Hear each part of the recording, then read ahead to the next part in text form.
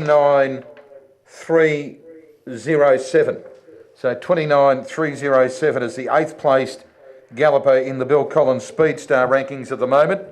And this is the Tom Zavellis trained Queenslander Morris Minor. We saw Morris down here for a crack at the Cranbourne Cup earlier this year.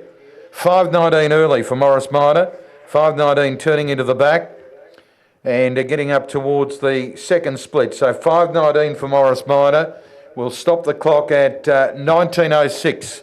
5.19 and 19.06 on the way home now after completing a lap. Morris Minor turns into the straight, aiming to stop the clock in a quick time and stops it in 29.71. 29.71, 5.19, 19.06. That'll put him well down the list. Unfortunately, conditions today not conducive to fast trial times. In fact, fast times of any description, really. 5.19, 19.06, 29.71. Morris Minor trialling there for a crack at the Speedstar.